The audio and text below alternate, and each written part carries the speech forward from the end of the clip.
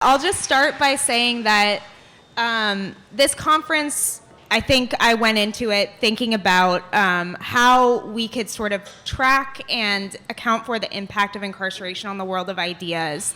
And I realized that that is not enough. It's not nearly enough. And I just want to acknowledge everyone here with your critical perspectives and what you bring to the table for broadening my horizons, and I think the horizons of very many people in this room. I think the best thing that's happened to me over the course of this conference is that I've realized exactly how much I don't know. But the other takeaway is that collectively we do know a lot.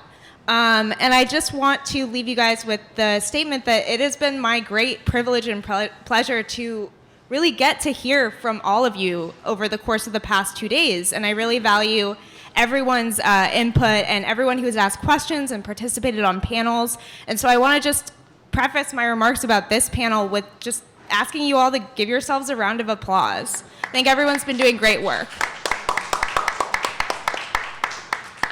So thank you so much, everyone. And now, without further ado, I will introduce the panelists, and I will introduce them in the order that they will be giving their talks today. So first up, we are very, very lucky to have Dan Berger, who is currently at the University of Washington, Bothell. I think that's how you say it. Okay, great. Dan's talk will be titled The Speculative Archive of Prison Abolition. And Dan is an associate professor of comparative ethnic studies at the University of Washington, Bothell. He's an interdisciplinary historian whose research focuses on critical race theory, 20th century social movements, and the carceral state. He's the author of several books, including Captive Nation, Black Prison Organizing in the Civil Rights Era, which is available for sale here, incidentally, as are Dan's other edited collections. So Dan also blogs regularly for Black Perspectives and has published articles in other publicly accessible venues, including the Seattle Times, Salon, and Dissent. So we're very grateful to have Dan here with us today. Our second presenter is Ms. Lena Shirley, formerly the head librarian for the Maryland Department of Corrections. Lena Shirley is the former coordinator for correctional libraries in Maryland, where she was able to institute a family literacy program for incarcerated men, women, and their children. Ms. Shirley is the author of the Prison Librarian blog and the creator of Discovering the Internet at Your Library, which is an interactive CD-ROM designed to teach formerly incarcerated persons how to use the internet. She holds 2 master's degrees and has received many accolades, including the Maryland Library Association Outstanding Librarian Award. So we are extraordinarily lucky to have Lena Shirley here today with us. Our third and last panelist is Dr. David Stein, who is hailing from the University of California, Los Angeles. David's talk is entitled From Banning the Box to Bond Markets, Methods for Studying the Political Economy of Mass Incarceration. David is a lecturer in the Departments of History and African American Studies at UCLA, as well as a fellow at the Luskin Center for History and Policy, where he works on interconnections between social movements, public policy, and political economy. David's first book, Fearing Inflation, Inflating Fears, The Civil Rights Struggle for Full Employment and the Rise of the Carceral State from 1929 to 1986, will be published by the University of North Carolina Press. So we'll look forward to David's book. And David also co-hosts and produces Who Makes Sense, which is a history of capitalism podcast. So please welcome our presenters.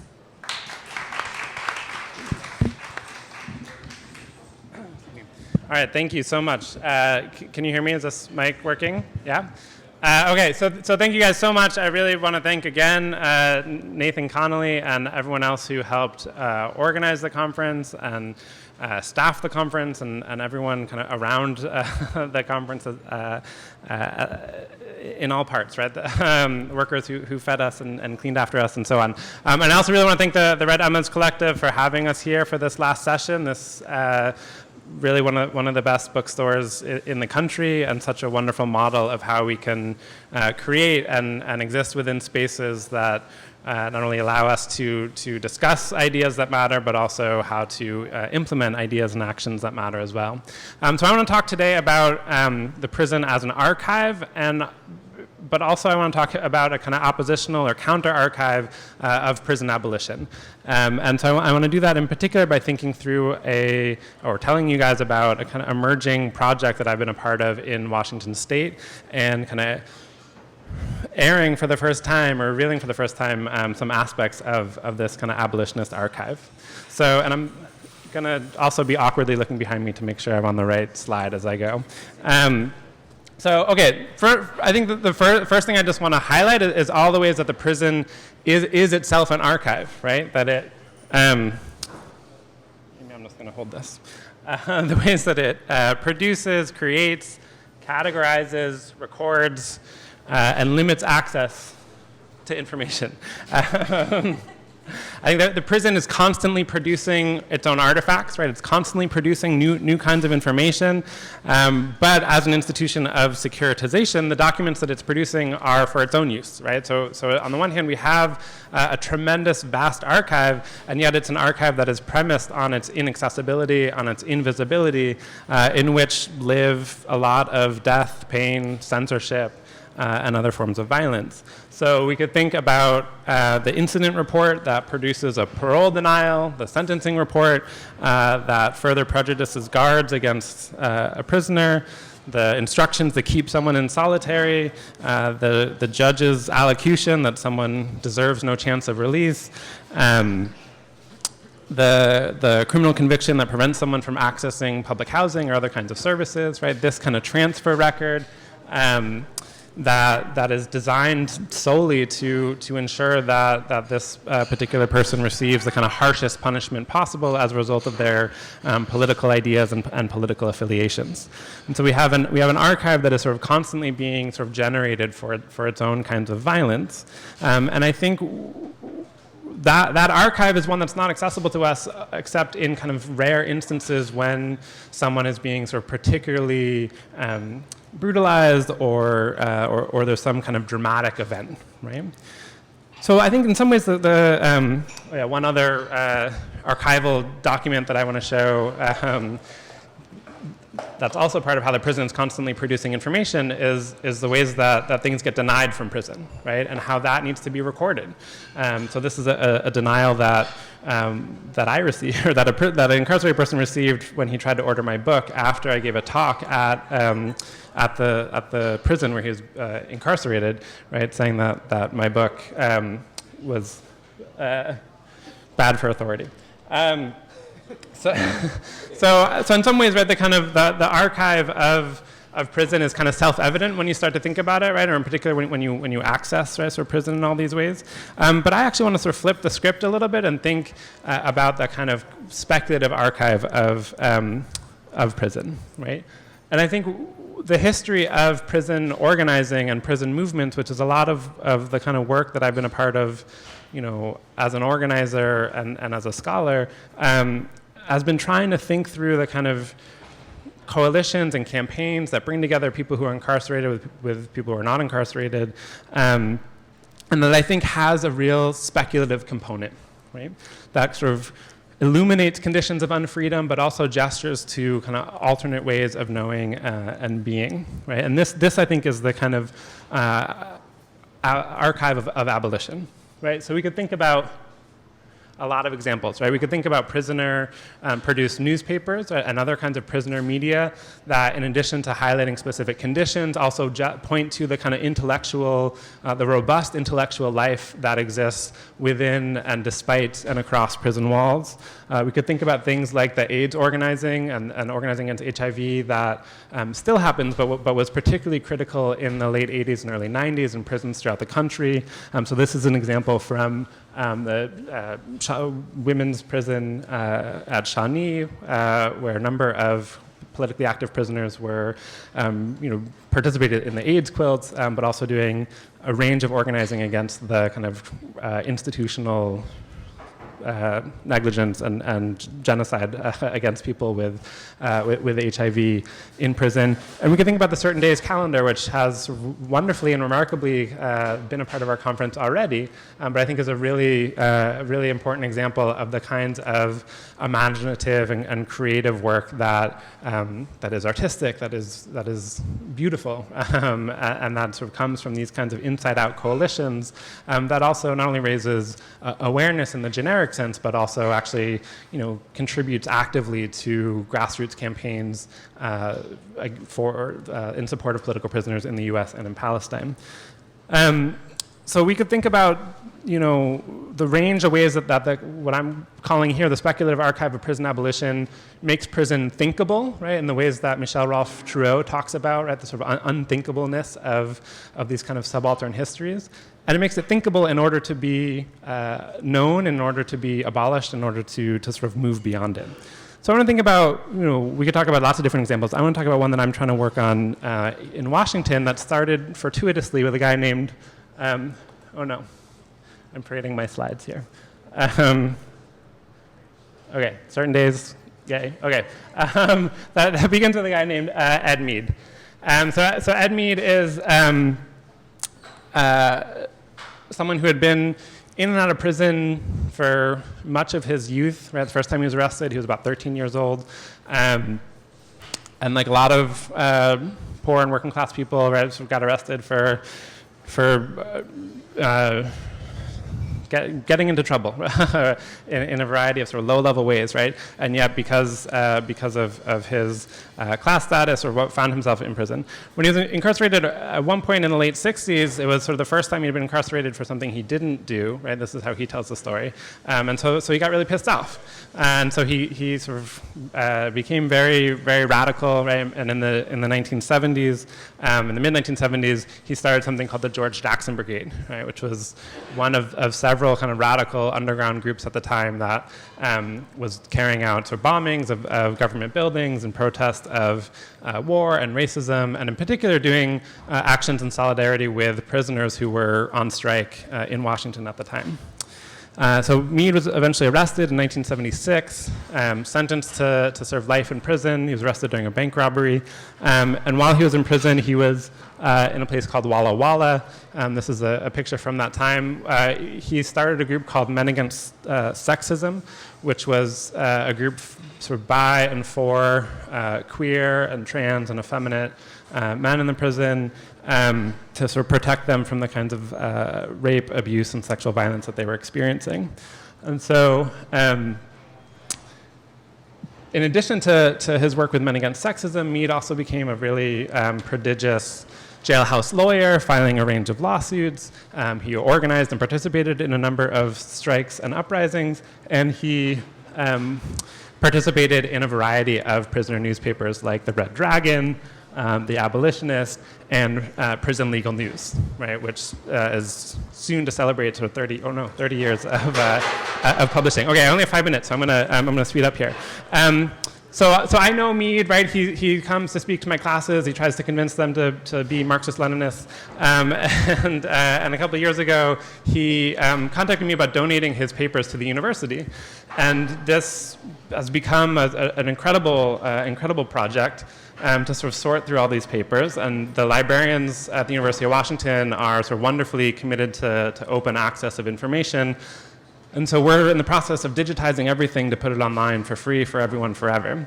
And it's a lot of the lawsuits, it's the organizing, it's the newspapers. But the most exciting, in some ways, thing that I have found, not only in his archive, but probably the most exciting thing that I have ever found in an archive, is this document that you see here, which is programming code that Meade wrote while in prison in the late 1980s. Because they brought computers into the prison, he got really into computers, and he designed a game.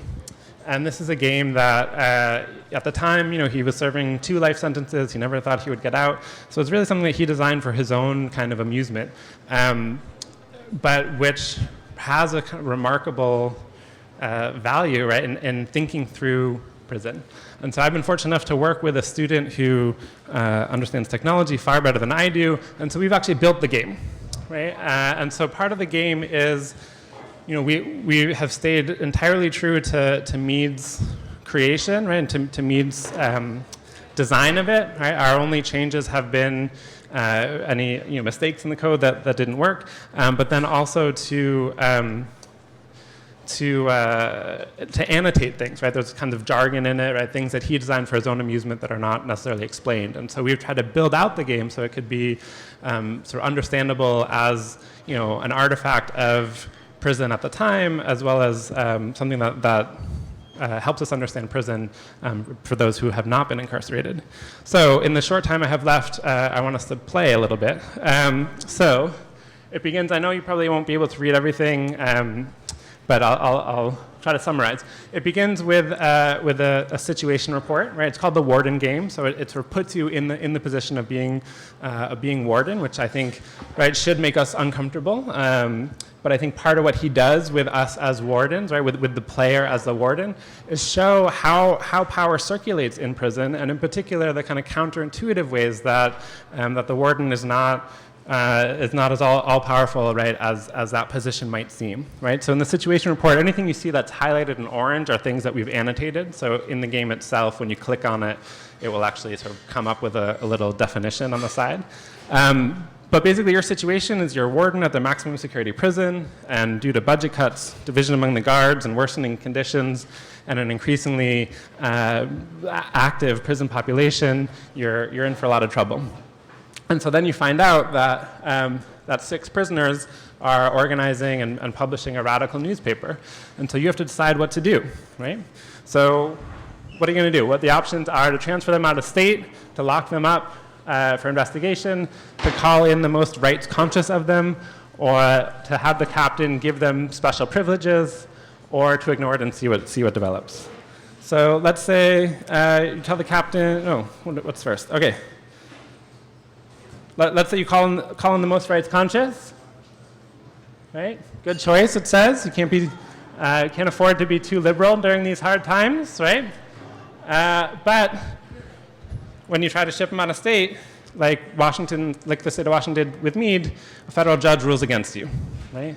So now weeks have passed, but they're back again with their newspaper, and so you have to figure out what to do again, right?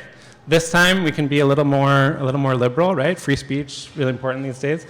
So if we refuse to suppress the paper as one of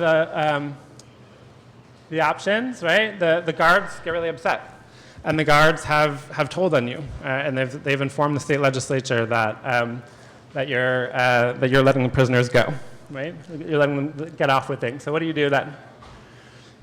You got fired, right? So let's try again, right? So again, we have this problem. Radicals keep producing newspapers. What are you going to do about it, right? This time you let them have their paper, right? Okay, that's fine. More weeks have passed, but now we have a group of women who organized an inside-out group, and they're threatening to protest the institution. So we have a real challenge, right? We're not just dealing with what's happening on the inside, but we have the challenges from the outside, right? At the same time, the guards are demanding that we get tougher, right, as the warden. And so here let's say you tell the leader of the guards union that he has a free hand to do whatever he wants, right? When we do that, the prisons just went on strike, right? How much? 1 minute? Oh my God. Okay. So all right. So we have a strike, right? The strike becomes not only about prison conditions, but it becomes a strike against U.S. intervention in Central America that happens and takes over 3 prisons. A 3-day strike that happens at prisons all over the state, right? And then the prisoners are demanding more. Now they want to have more sort of institutional space for the anti-sexist education group that they're trying to organize that your guards have refused to let them have, right? So this screen, right, says your score between 60 and 80% would indicate that come the revolution, you'll most likely escape the need for re-education. Even so, you'd be well advised to study more about corrections, particularly the role that prisons play in regulating the class struggle between rich and poor. Right? So one of the amazing things about this game, and I know my time is short, is that there's no way to win the warden game. right? Meade has put us in this really uncomfortable position of having to be the warden, and at every step, and apologies if it wasn't quite clear in the slides, but every step you're functionally presented with two choices. You can get tough now or you can get tough later, right? And so part of what I think the Warden game reveals, and I think part of the genius of the project, right, is that it shows what is inevitable about prison, right? That the foundational structure is one of brutality and violence.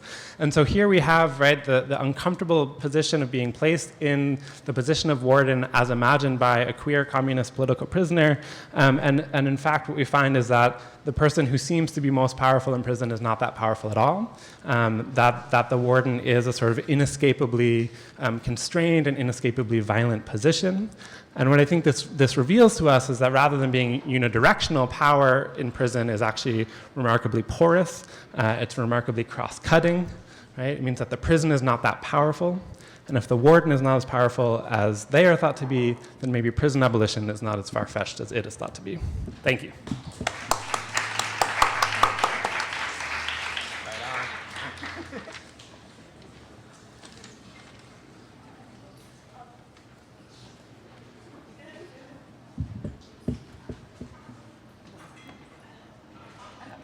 I'm getting to my thing. Which one? Got it. Oh. Okay. And which one do I press? Just this one here. Just that one? Okay.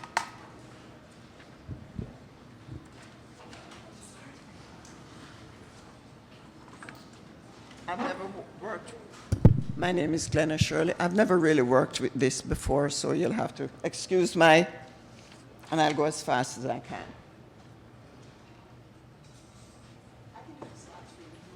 Yes, please. Yes, I do. Right. For the last 2 days, we've talked about the rate of incarceration. In the United States, we are the highest rate of incarceration in the world. And over 2 million people, and it's based on population.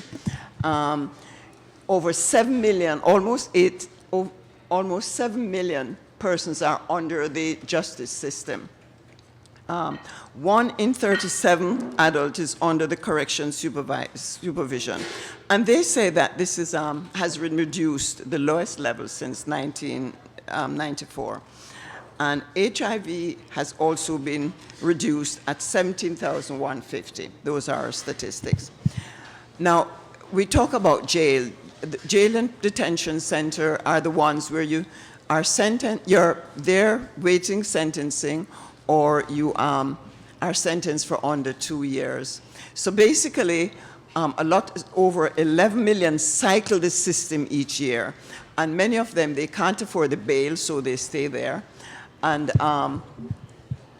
the next one is 1.6 million people. Wish I could move this thing. Can you all hear me? I've got to move so I can look at what I'm looking. Over 1.6 million people cycle the jail each year. 1.5 million children have a parent in prison. Many of the prisoners I found were veterans who came back to the United States from going to fight for us as a country. They were not prepared for re-entry. They came back with a lot of psychological thing, and they end up in the prison system. And the other ones, and some of them are homeless. I go all over the place in this country and see a lot of the veterans just homeless. I was in Seattle once, and when I went to the homeless shelter, most of them in the homeless shelter were veterans. Approximately 95% of the people who are incarcerated return to society each year. Within 3 years, they go back into the prison system. Some of the problems: unemployment based on their low education, absence of work history, criminal record, employer bias, and unreliable transport to get to work. Housing is a situation. Healthcare, lots of them come back, they went in with mental issues, they come out with mental issues, and there's no source, or they have no information as to how to get help with access.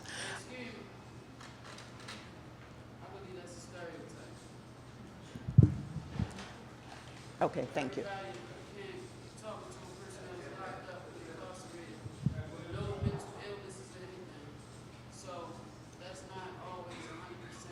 Okay, I'll accept that.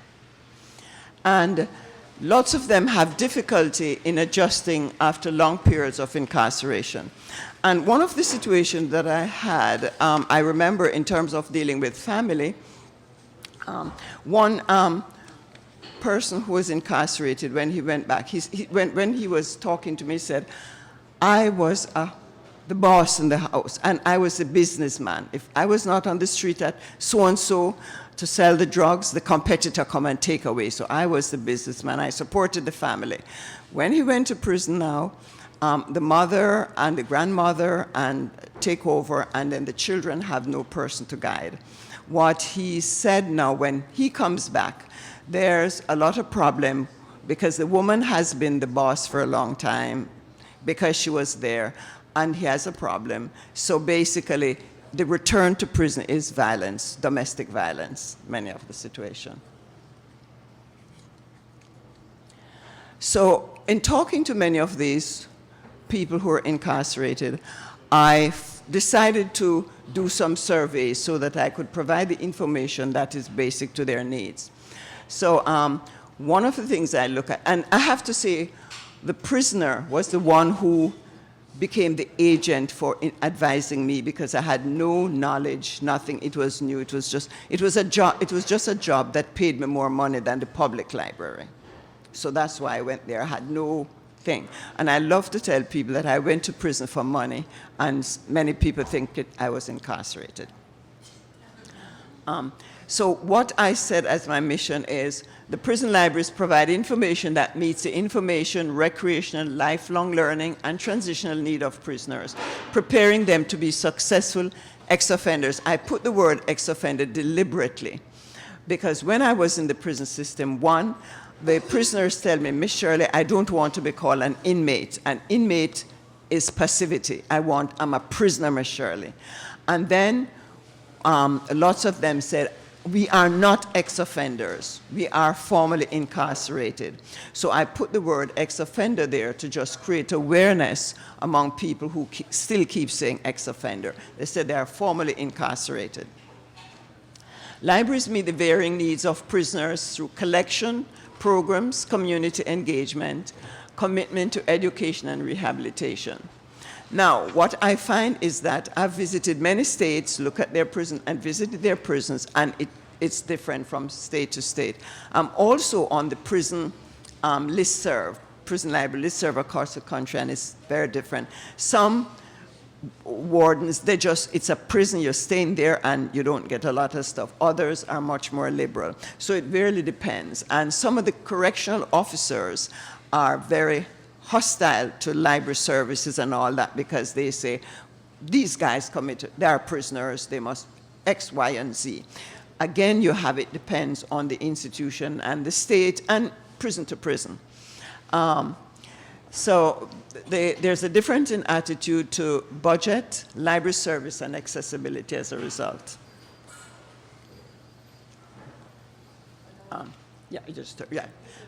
Yes.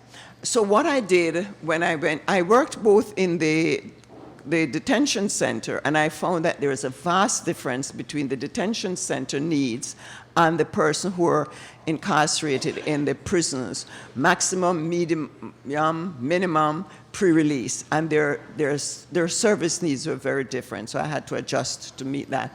I had to do the surveys.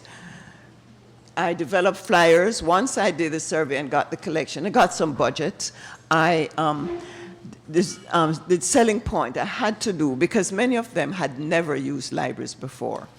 And they told me that they had never visited libraries, and it was just, not for them, nor did their children or family members. So I had to do flyers to encourage them to come in. I also had to work with the security staff to agree to and ensure that there was some access, because they had a lot of competition. You're playing games out there, you're playing the game out or playing out in the yard, or coming to the library, or whatever game, other things you have. It may be much more important than the library.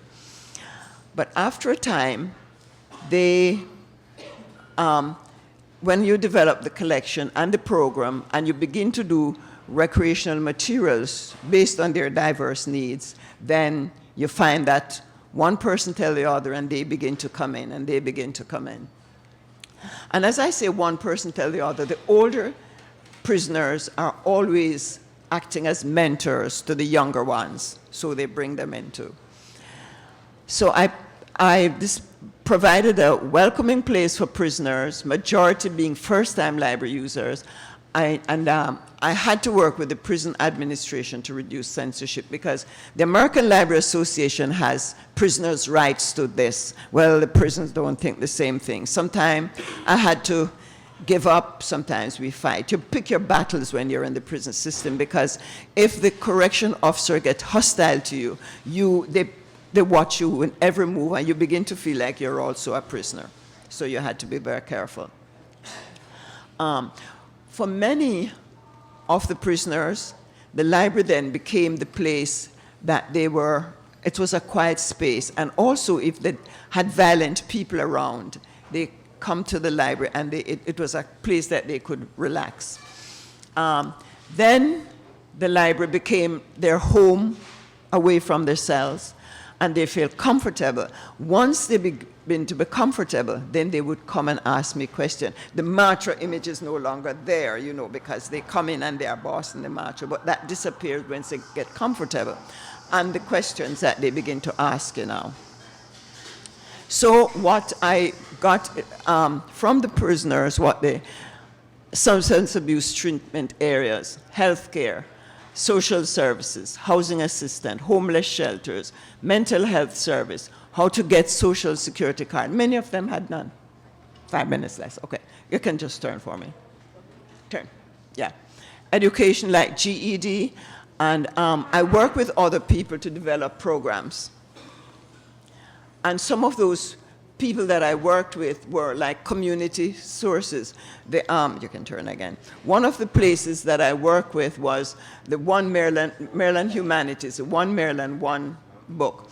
And the men really loved it. And I also brought outside guests so that they begin to have comfort level with people outside for when they're going, on both sides, because people outside have a lot of negative attitude. There was no internet at the time, so I developed one, just even saying what was a mouse. They had no idea. I developed that, and it told them all how to move, how to navigate, how to look for. And when I decided to do the pre-release, the best thing was to take something that is as regular as a public library out. So this was the first in the United States. I don't even know if they had the first two. And I had everything: books on trade, interview, career, family life, resume writing, everything.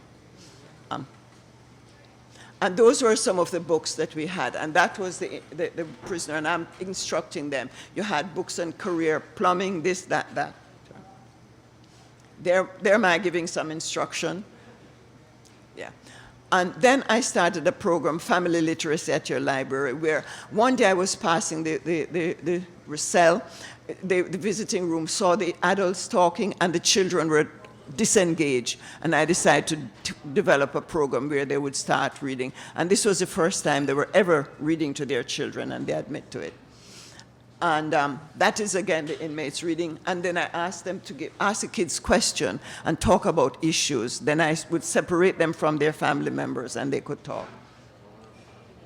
And then just some prisoners' comment. I had the first person in the United States who was exonerated from DNA was somebody that got information from a library, Kurt Bloodsworth. And now he's with the Innocent Project. The other one, what's that? Fantastic. Yeah, yes. And yeah. And then just some comment from the prisoners. I know my time is going, so I have to. These were letters letters of thanks from the inmates saying thanks, and one saying your help made me restore he said, restore my faith in the human race. And if you turn the other one, I think, but yeah. Now, this comment from a prisoner. I really love the book discussions we have in the prison library. You see, when we were on the street, we have to show off that we were tough men. We don't show our feelings. In here, we read the book and find the character in the book has the same issue we have. It takes a while, but after a time, the brothers in the book discussion group begin to open up. Nobody is judging you, and we feel a little freer to explore our feeling, since more or less we all share the same experience. You can just, I think I'll prop. Now, this was my conversation with people who were angry that so much, we are doing so many things for the prisoners, because they are prisoners and they should be punished. And I say, I would prefer that if we do some education in the prison, they become taxpayers instead of my taxpayer being used over there. And then the tax that we have can go help the children who they lose their parents when they're in jail. And the last one is just a conversation I had with I greeted him, asked him about usage of magazines and books on tapes, then asked him how much longer before he returned to society. He said 1 year. I asked what he was doing to prepare himself for a successful reentry. He listed them: drug treatment, anger management, school, parenting, session, life skill. Then he said, I've been in and out of jail several times, high on cocaine. I hurt my mother, who is a Christian woman, and my little brother, who also did drugs. But now he's a store manager and he sends me money. Imagine my young brother. I'm 55 years old, and I know that I'm no longer willing to live the life that kept me high on cocaine. Sometimes I made my mother promises, but I was too high to even remember. Now I read my Bible, and I know when I get out here, I will be a changed man. So I said, you better keep that promise. If you leave here, I don't want to see you in here again. He laughed. You don't have to worry about that. And I'll just end there.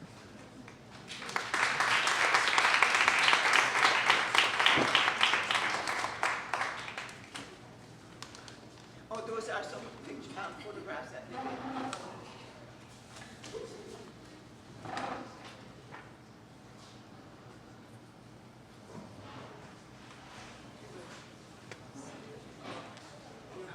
I did, yeah. I don't know. Let me do it. You change your mind. Okay, thank you.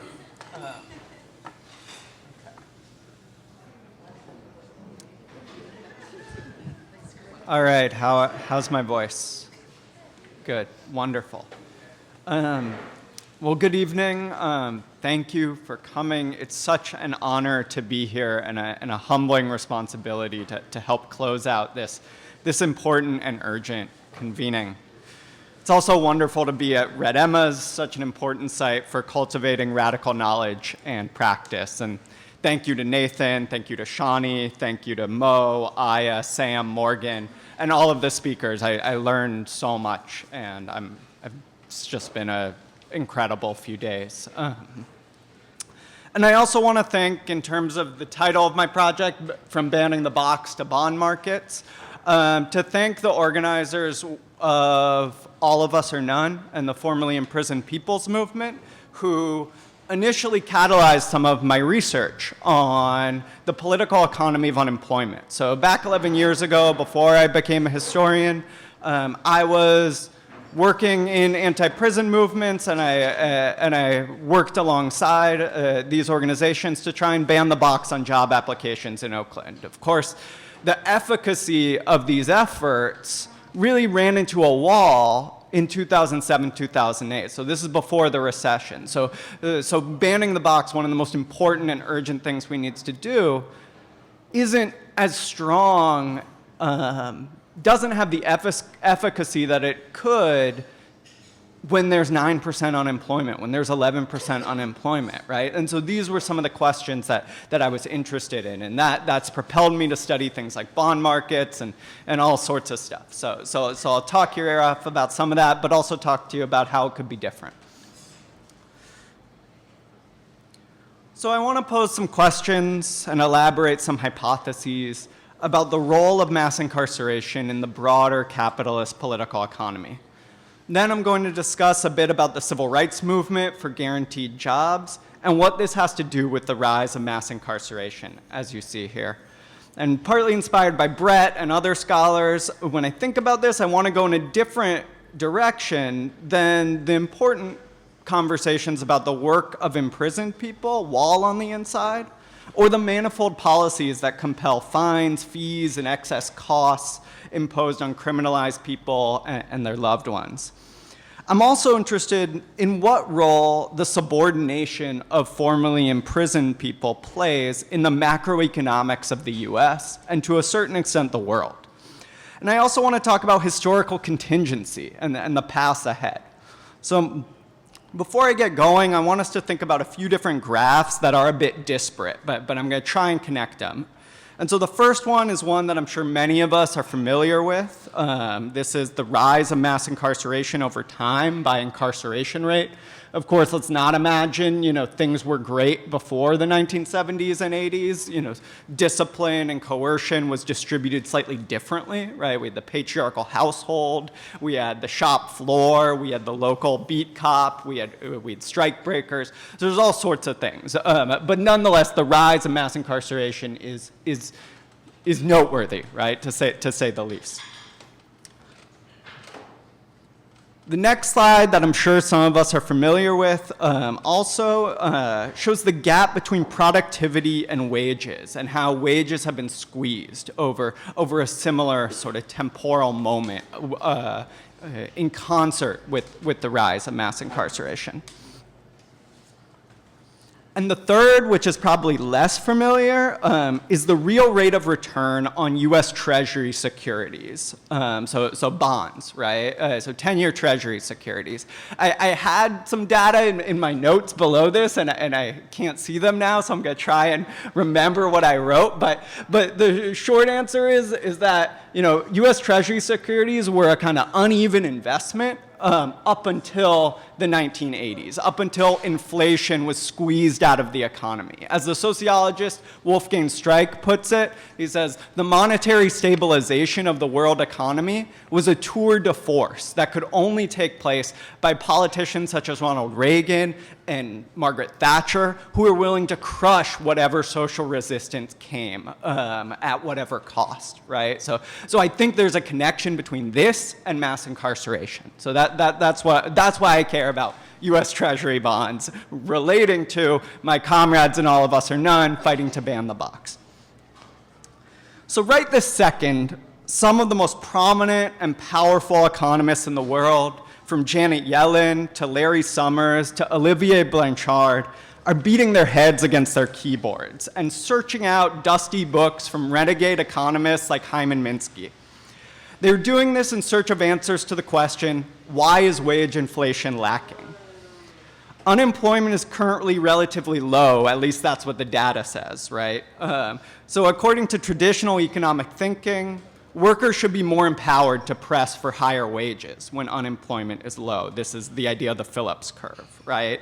After that happens, employers will then push those costs of rising wages onto consumers in their prices, and it'll push up the overall price level. It'll push up the inflation rate. That's the idea. There's a few problems with this, however. As I'm sure many of us in the room know all too well, unemployment is not nearly low enough. Workers are not empowered on the job. As I often remark, it's not full employment until you can tell your sexist, racist boss to stop harassing you, or else you'll cross the street and get another job. So what does this have to do with mass incarceration? I think that this is partly a result of the tens of millions of people searching for work and decent wages who have criminal records. You've heard a lot of statistics over the past few days, but one of them that I think is most important is this. There are an estimated 65 to 7 million people who have criminal records. To give you a sense of just how many people that is, the total US population, including Comrade Toddler over there, Comrade Baby over there, to be clear, is 323 million people, right? 127 of the million people have jobs in the US. So all this is to suggest, as Dan and I have written, the scope of criminalization in this country is vast, and there's a powerful potential contingency to be organized to overturn the myriad discriminations criminalized people face, including the over 1,000 bans on occupational licensing for people with misdemeanor records and 3,000 bans for people with felony records.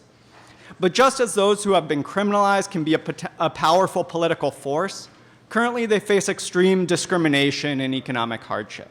60% of formerly imprisoned people are unemployed a year after their release. If they find work at lower wages by upwards of 40%. None of this will be surprising to those of us in this room. But such subordination, I suggest, is extremely valuable for the wealth of some. Right? I'd hypothesize from all this that formerly imprisoned people serve to lower the reservation wage, which is, that's the term labor economists utilize to indicate the lowest general wage that a worker will potentially accept, right? Generalized across the economy, this wage dampening effect could be one of those factors slowing overall wage growth and allowing these Treasury securities to be such a safe investment. And while we're well aware of the long history of public and private police violence stifling union organizing, we can also see this in more subtle ways. For example, one of the immense barriers in efforts to unionize Jimmy John sandwiches in Minneapolis was the division between staff with those who didn't have criminal records and those who did. Those with criminal records were more afraid of their parole and probation officers than their boss, while those who had records had only the boss to fear. So many thinkers have highlighted how state violence in the form of policing and imprisonment has been utilized to maintain social order against a potentially rebellious group of people whom employers don't seek to exploit as wage labor. Right? That's a long-winded way of saying unemployed people. Frederick Engels in the 1840s identified this as a perpetual war against the surplus population. In other historical periods and political geographies, analysts like George Ruscha in the 1930s, Tony Platt in the 1970s, Barbara Ransby in the 1990s, Ruthie Gilmore in the 2000s have noted similar tendencies. We might consider these governmental responses to unemployed people as what Stuart Hall calls historically specific laws of tendency. Oh my. Oh, I think I'm good. Okay.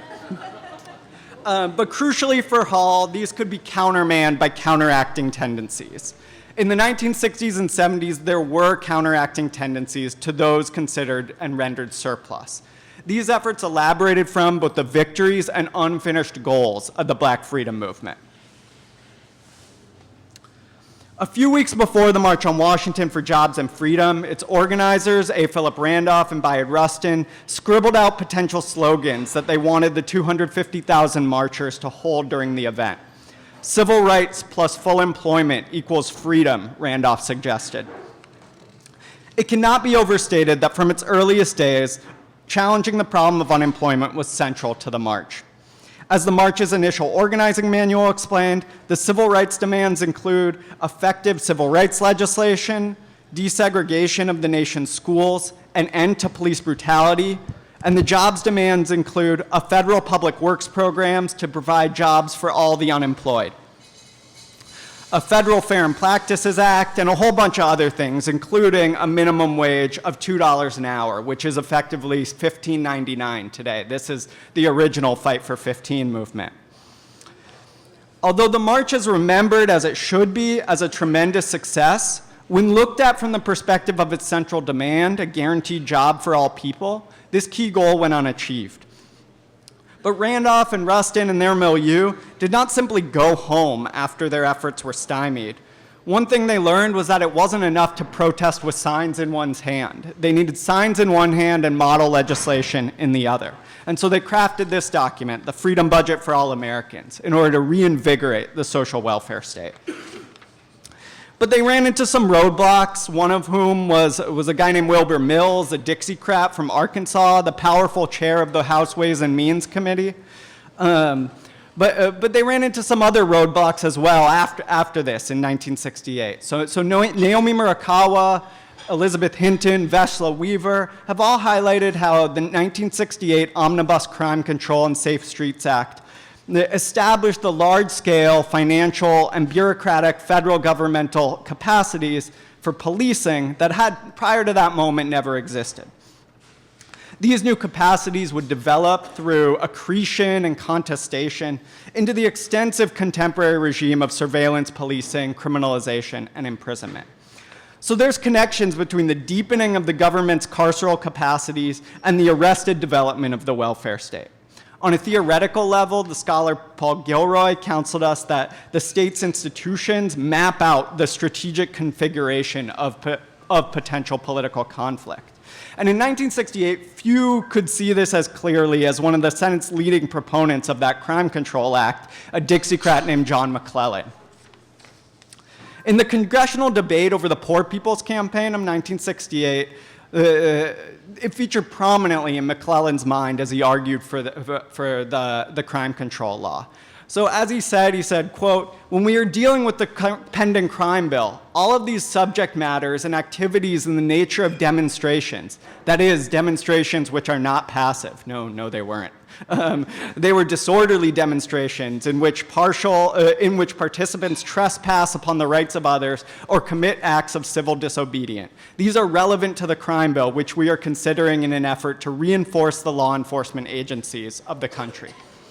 Senator McClellan pointed to the comments of SCLC's James Bevel as particularly threatening to the status quo. As Bevel described the Poor People's Campaign, he said, "This is no longer a civil rights thing. This is economic. We intend to force the power structure of this country to divert more energy, and by that I mean more money, into getting 40 million Americans into this nation's economic mainstream." For McClellan, such a proposal put the U.S.'s role in the global economy at risk. He said, "Where is the money coming from? The credit of our government is already under strain. As a result, we have an imbalance in trade with foreign countries. We have pressure on the dollar. We have spiraling inflation. Are we going to add this much pressure to the pressure that already exists?"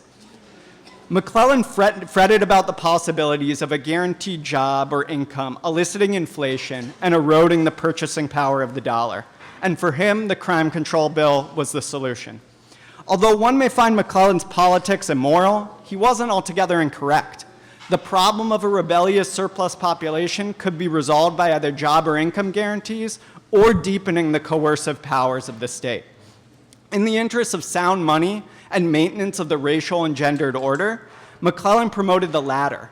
According with this paradigm, the Crime Control Act countered the Black freedom movement's vision of a right to a job or income and helped establish a path for a set of policies that would become more entrenched over the coming years.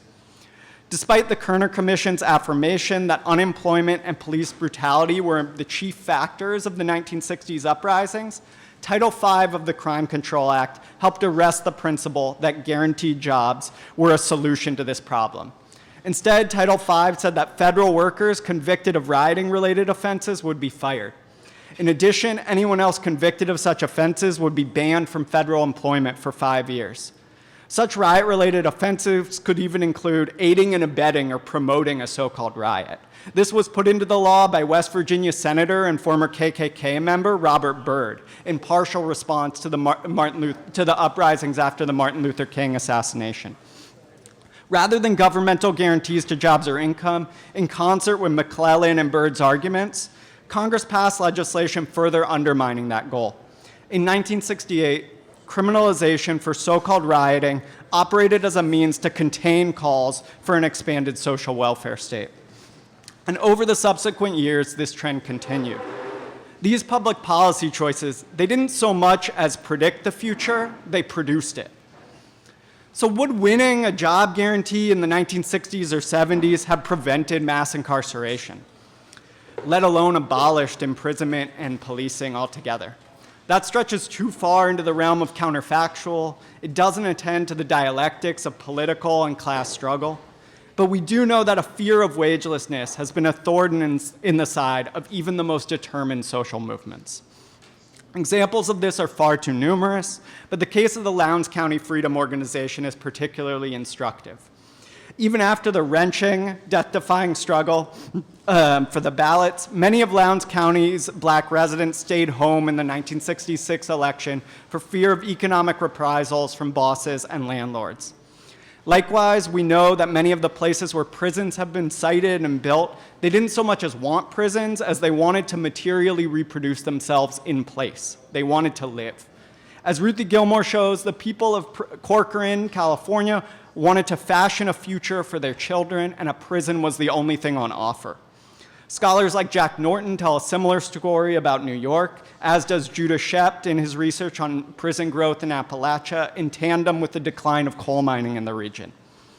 What would have happened had the Appalachian Committee for Full Employment been successful in the 1960s in their pursuit of governmental job guarantees to build housing, medical clinics, provide vocational, remedial, and adult education?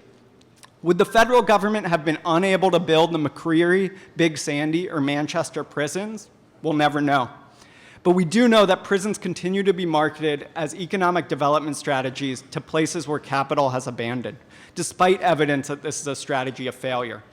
We might consider this a different form of what the 1970s formation Environmentalists for Full Employment called job blackmail, when communities are forced to choose between environmentally degrading and poisonous jobs and no jobs at all.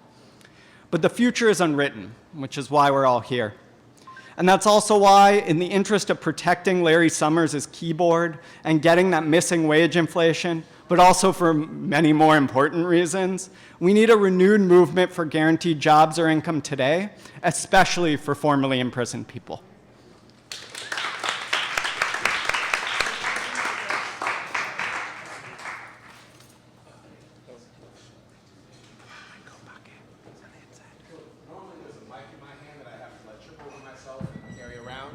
But there's no mic that I can carry around. A hand mic? I can't. Okay, you got to come up to the mic though. That's the thing. Okay. So I'll hold it for like 1 second, but because I don't have a question right away. I want to give folks a chance to ask questions. And again, this is to the entire establishment. So anybody.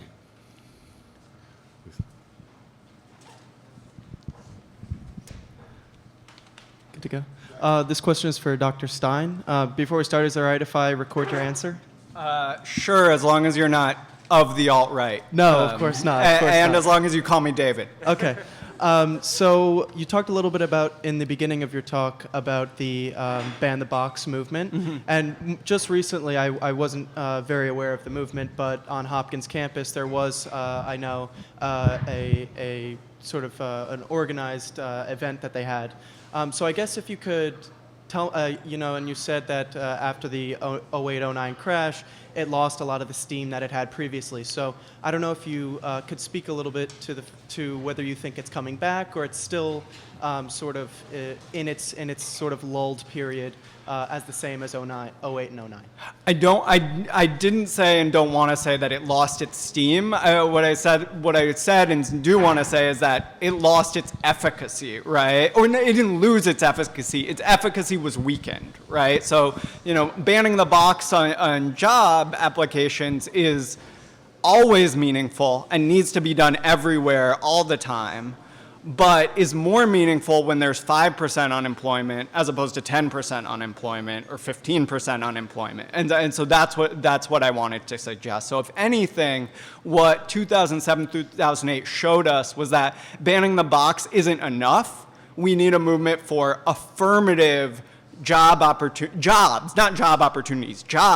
for formerly imprisoned people, who are some of the most discriminated people in our society within the labor market.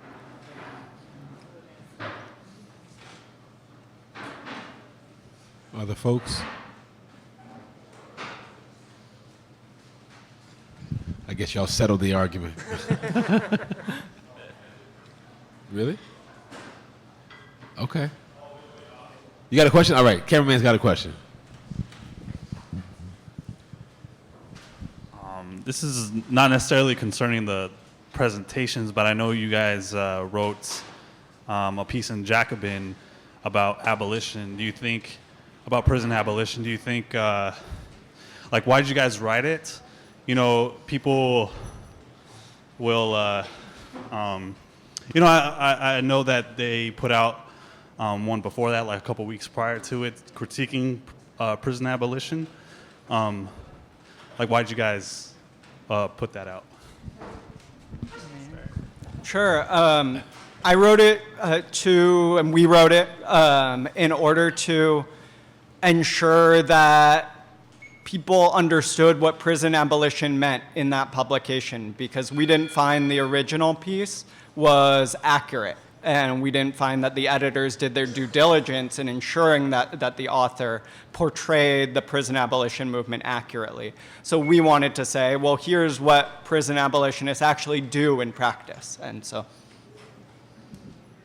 Yeah, I mean, that about covers it, right? The article that originally appeared was, I think, a very bad representation or a misrepresentation of what abolition is. And part of his argument was that the pursuit of abolition is so pie in the sky that it sort of alienates people from the project of doing anything about prisons. But he was totally ignoring the actual work that people do. And so part of what we wanted to do in that response was to actually say, you know, not only is the opposite of what he said, right? Like, abolitionists are doing some of the most transformative, engaged work around prison issues broadly conceived, right, and against the carceral state, to move beyond the carceral state. And so we actually wanted to engage with the real work that people are doing, right? And our article is an article that just scratches the surface of some of that work, but at least to be able to say, like, you know, if you want to talk about abolition, you have to look at what people are really doing, and not just some sort of imagined idea of what abolition might mean or might entail.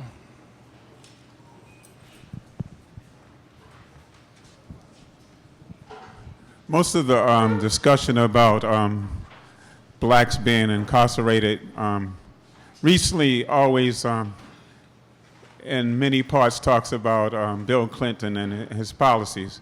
But there are a lot of black scholars who put things in a more developed historical context, and they talk about during the Jim Crow era and during the discrimination era, separatist era, that there wasn't a big, wide distinction between the amount of black prisoners and white prisoners. Statistically, it was big, but it wasn't that extreme.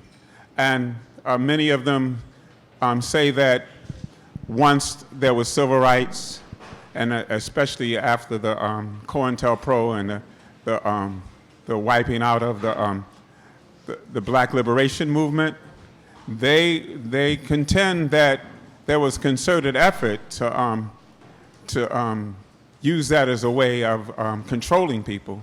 Before Jim Crow and all those things, they controlled people. There's historical records of in California after most people don't realize that the gangs in California, they were initially a positive initiative against protecting the police, protecting the community against the police. But when the Black Panther Party got destroyed, everything went in disarray.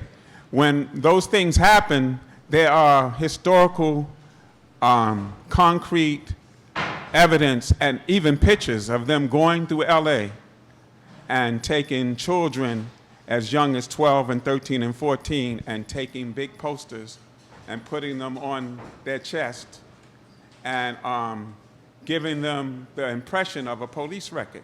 So this isn't incidental or accidental. There's a concerted effort to criminalize our children very young after they saw the so-called liberation movements that they had destroyed had happened. Yeah, thank you for that. I mean, I would just add that criminalization also predated those liberation movements. That's a part of what drew a number of people to those liberation movements. So when I was researching something like the Soledad brothers and seeing like, George Jackson goes to prison at 18 for the rest of his life, but had been arrested numerous times before that point, right? His co-defendants arrested as young as, one of them arrested for the first time when he was 8 years old. And so I think there's a sort of constant interplay between that sort of repression and that liberation movements. And I think in some ways, right, the story of the 60s and 70s is people who were already criminalized, right, sort of rising up, demanding all, socialist, anti-racist, in some cases feminist changes, right, and winning some reforms, but actually the landscape of repression being so much more vast, right. And I think some of the kind of political economy that David and others trace about the large-scale transformations are part of what enabled, right, not only the sort of criminalization to continue, but that criminalization to lead to such extensive prison growth, right. But I think you're absolutely right. The ways that policing served to criminalize working class black communities who were members of the Black Panthers and similar organizations, who would have been members of the Black Panther and similar organizations. And I think the kind of street organizations that you're talking about predate the Panthers, exist alongside the Panthers, and come after the Panthers, right? And I think it's precisely that kind of community defense and community resources that gave rise to those organizations.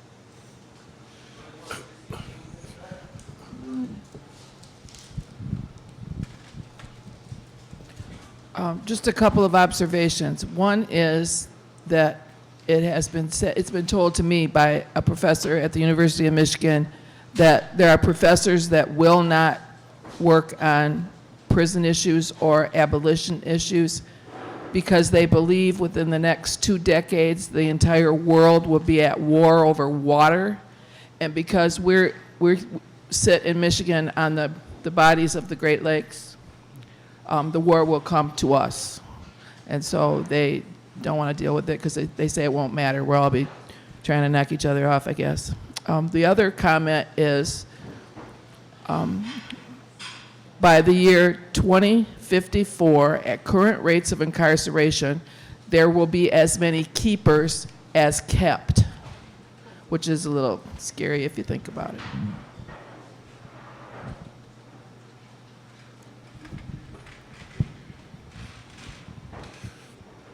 So I actually had a question for. Oh, you want to respond? No.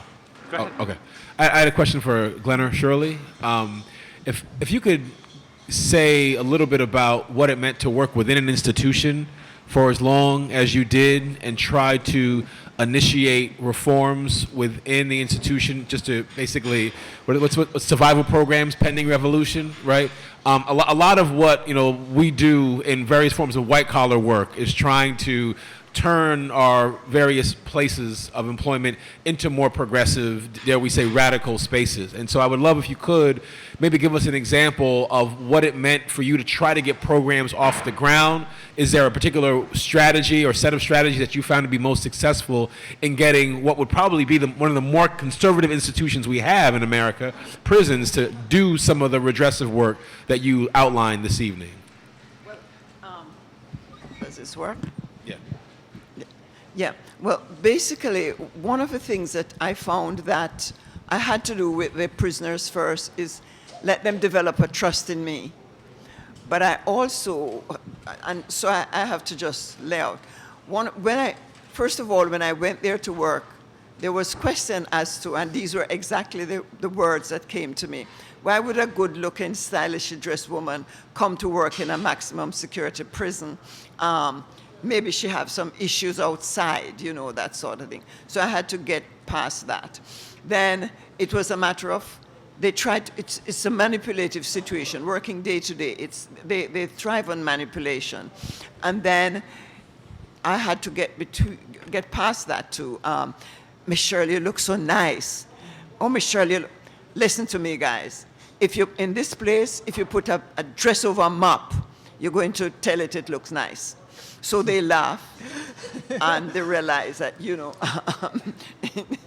so basically after a time, they begin to sort of see, I'm not going to be distracted. So I get a certain number of respect. Then The third thing they said was, and all of them would tell me that, they were not accustomed to interacting with educated, positive black women. So it was, they would come to me with a lot of questions. So after a time, they would come and ask me questions, and as honestly as I could, I answer them. And that began to get their respect. So then they begin to tell me the problems, the family situation, what they would like, how disappointed they were. They didn't want their children to come up like and get into the situation that they did. So that's how we developed the program. The toughest thing for me was to convince the prison administration that this was not, I was not kissing up. One of the other things too, the prisoners now became the one to warn me about the officers that were untrustworthy. And I found that that was true in terms of that. So then it was not one program, the first program I had, I said, I want this place to look beautiful, this room. So all the artwork you guys have, I want it on the wall. And that was the first time they got any recognition and accolades, and the people would just come in. And when I brought lawyers in, I brought other people, I brought actors in, and they had begin to have discussion with them. One lawyer, in fact, came and was talking to them and started using profanities. And the prisoners were very annoyed because they said he was disrespecting all the women inside the teachers. So basically they began to learn a lot of things. And the fact that they got recognition and all that. And when, for Martin Luther King's birthday, I had them write an essay about Martin Luther King. And then the one guy said, his essay was saying, when you were there advocating for people, I was out on the street doing dope and stuff and stuff and stuff. I didn't, but in here I learned about, because in the prison was where he began to read and learn really the thing about, and I display his work on the wall, and that was like, that made his day, So it was those sort of things that led to different things. I don't know if that answers your question. No, very much so. But it was that they began to trust me. Right. And that's basically, and there was a letter that an inmate, a prisoner, wrote me. And he said, would you read this for me? I don't have my glasses. I can't find my glasses. Okay, published in Advances in Librarianship. Get real close to the mic there. Okay. Yeah. Here in this place of monotony and despair, you have showed us that someone does care. Your pleasant voice and your warm smile gave us the strength to go the extra mile. A mile not in the sense of length or distance, but to search for knowledge to build up our resistance. A resistance to drugs, crime, and our old routines, showing us a different route and how to achieve our goals by other means. This above all means so much to me that I hope peace and blessings are yours infinitely. Thank you. Thank you.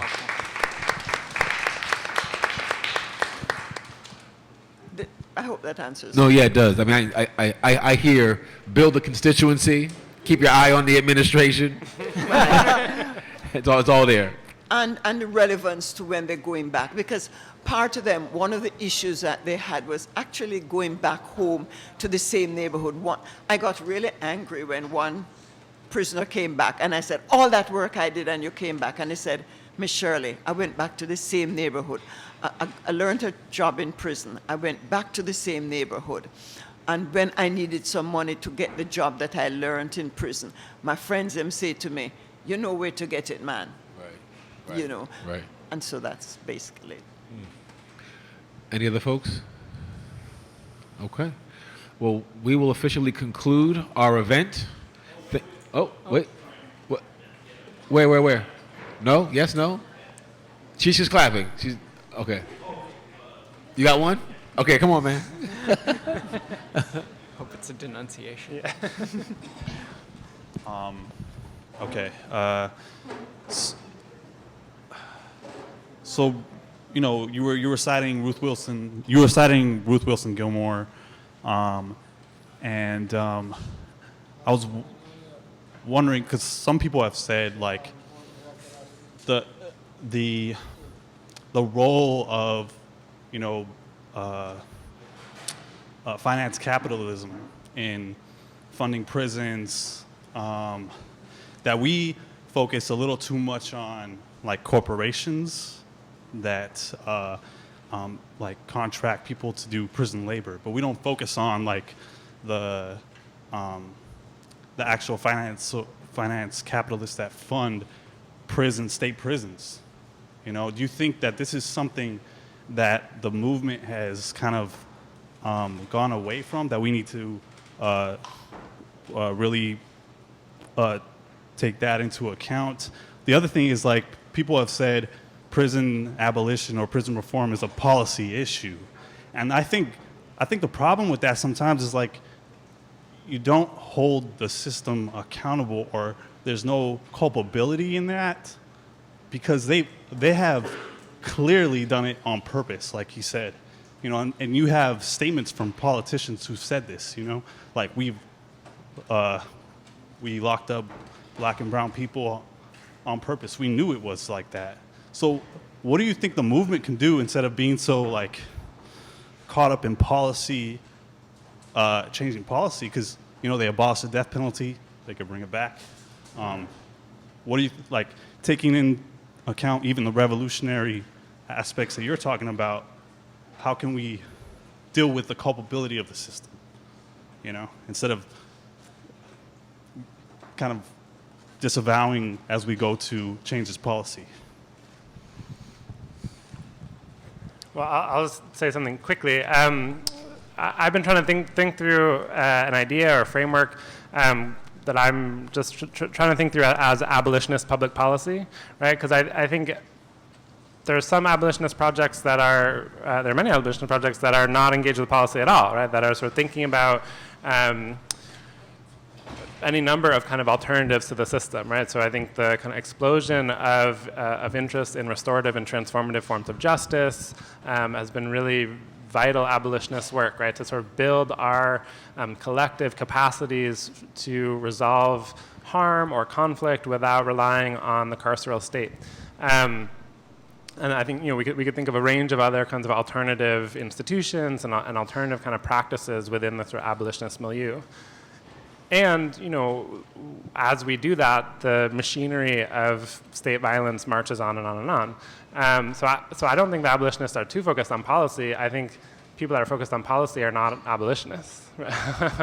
So I think what we have to do, right, is think about how do we pair the alternative, you know, practices, the alternative institution buildings, right, with kind of direct confrontations with the carceral state, premised on not better training, not tweaks here and there, but actually premised on shrinking and dismantling the carceral apparatus. Right? So not what is the better training for police officers, right? But actually how do we make sure that that there are fewer police, and that police are not involved in all the things that they're involved in now, right? How can we daily strip away the power of the police to show up in people's lives and communities? How can we daily strip away the power of the number of prisons that exist, right? The number of punishments and array of violence that the prison system sort of manifests, right? That the state has at its disposal through prisons.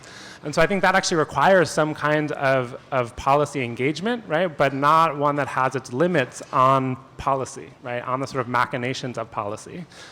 And so I think what abolition always has been, right, since the movement to abolish slavery, has always been a sort of radical, revolutionary project of transformation. You know, what some people talk about as dual power, right? How to build that alternative institutions while also confronting the institutions and the system that currently exists. And I think that's what abolition needs to do. So, yeah, so I'll leave it there. That's what abolition needs to do. To add to that, I agree with Dan. On the question of policy, I'd also say, you know, I think something the criminologist Todd Clear says about the rise of mass incarceration is that, you know, so much of it was about public policy. Like, they increased sentence lengths and they increased, flow into the system. That's going to grow it. So if you want to reduce it, you need to reverse those operations, shorten people's sentences, and stop sending so many people to prison, right? I think so that's one element. And I think the idea of fighting for that alongside fighting for a social welfare state, alongside having people like Ms. Shirley, help people while they're on the inside, is to build up all of our capacities to be able to fight harder, to fight smarter, to fight longer. Right, because we know it's going to take a social movement to do all those different things, right? And I'm thinking about this in a kind of like reform, long-term trajectory, not a cataclysmic event. I think there's all sorts of things that could happen that are beyond my dialectical imagination to consider. So that's what I think about on the level of policy. This is why, fighting for job guarantees, a social welfare state, fighting for adequate housing for all, fighting for all the things that are in the freedom budget. The idea is that when you win those, people are able to fight harder, stronger, longer, and smarter against all sorts of things, whether it's water wars and climate change, or for restorative justice. And we can actually ask the questions of how do we really deal with harm in our society? Like, Aimé Césaire says that a society that fails to deal with the problems it creates is a decadent and dying society. And that's what I think about when I think about prison abolition. I think we've never actually tried to deal with these problems in our society, and we need all of our intellectual, political, and generative capacities to really think hard about the harm that goes on in our world. On the question of finance capital, there's a few different things. I mean, one thing Ruthie talks about in California is about investment in state bonds flowing in to grow the prisons through state debt. That's on a state level. I was talking a little bit more about U.S. government Treasury securities, which currently, for the most part, are like the world's most secure investment. They're only a secure investment, right, such that the inflation rate doesn't rise too much. And I hypothesize, I think I'm going to need everyone's help to do deeper research on to what extent and precisely how the inflation rate is tied into the rise of mass incarceration. But that's what I'm working on. That's what I'm trying to figure out. Hear, hear. All right, so there's a great book, Rethinking the American Prison Movement, edited by one of our panelists. Author. Author. Oh, it's a co-author, not a co-editor. Thank you. So Dan Berger and Toussaint Liozé have this here in many, many copies. But before you do any buying, let's give our panelists a round of applause. Thank you.